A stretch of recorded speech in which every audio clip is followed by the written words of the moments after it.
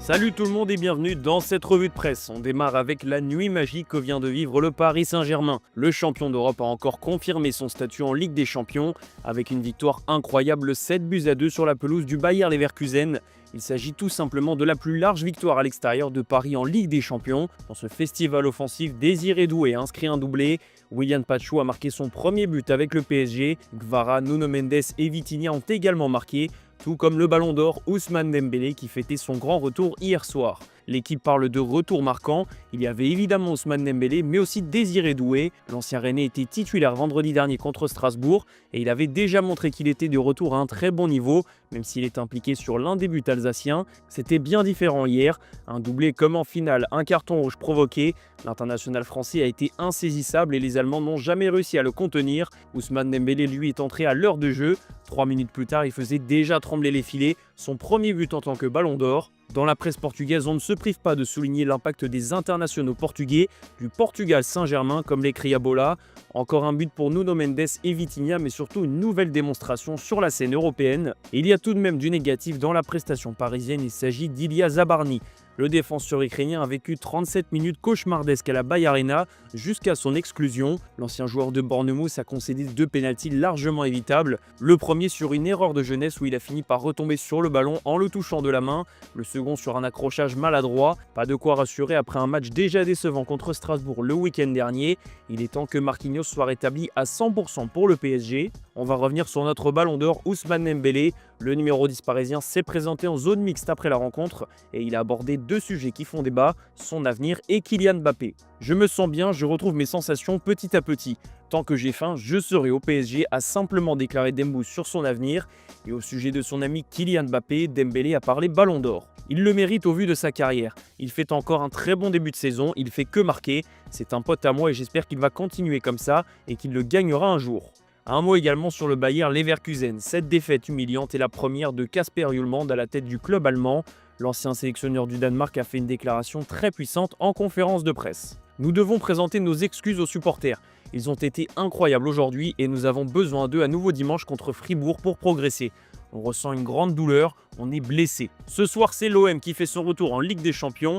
Déplacement à Lisbonne pour affronter le Sporting pour les Marseillais. L'OM arrive avec le plein de confiance. Les hommes de Roberto De Zerbi ont gagné leurs 5 derniers matchs.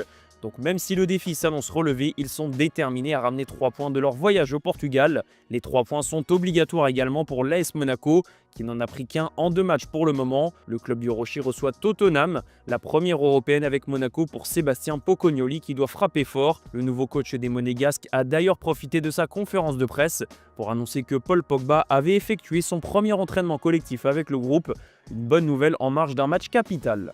Direction l'Angleterre où Arsenal et Victor Gyökeres ont frappé un grand coup. Les Gunners ont étrillé l'Atlético de Madrid. Un succès 4-0 qui s'est dessiné en seconde période. Le Suédois n'avait pas marqué depuis 9 matchs avec Arsenal. Fin de série puisqu'il a inscrit un doublé hier soir. Pas les plus beaux buts de sa carrière, mais Gyökeres sait l'importance de marquer dans un grand match de Ligue des Champions. On a retrouvé Gyökeres, écrit même l'équipe.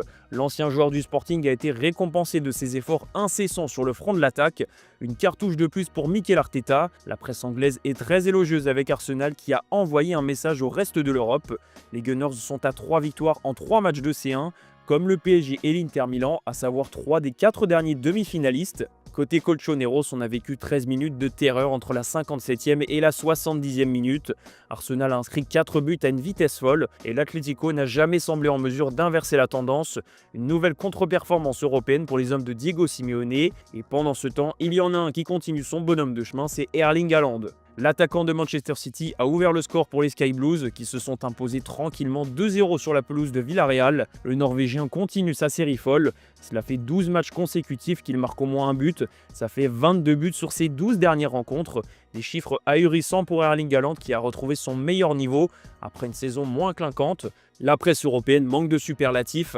Un monstre vient me voir, écrit le journal Marca pour évoquer le traumatisme du sous-marin jaune après le passage d'Haaland. Le Norvégien a encore donné le rythme à Manchester City qui semble de retour au sommet. Un autre club anglais était de sortie hier soir, c'est Newcastle. Comme toujours à domicile, les Magpies ont fait le show en battant Benfica, succès 3-0, une défaite de plus pour José Mourinho qui n'arrive toujours pas à remonter la pente avec le club lisboète qui a perdu tous ses matchs de Ligue des Champions. On file en Espagne où le super-héros Fermín López n'a pas oublié sa cape. Un triplé pour le crack du FC Barcelone qui a été l'artisan principal du large succès 6-1 face à l'Olympiakos. Les autres buteurs sont Lamine Yamal sur penalty et un doublé de Marcus Rashford. Le Barça a mis de l'essence pour le Classico de dimanche. Ce succès a mis un peu de temps à se dessiner, mais il était capital pour Barcelone, qui devait gagner après la défaite contre le PSG. Fermín López lui a vu triple. L'international espagnol est tout juste de retour de blessure, mais il a encore montré qu'il méritait plus qu'un simple rôle de remplaçant. En revanche, encore une fois, avec un match du Barça, l'arbitrage est au cœur des débats. José Luis Mendilibar, le coach de l'Olympiakos, a poussé un gros coup de gueule en conférence de presse.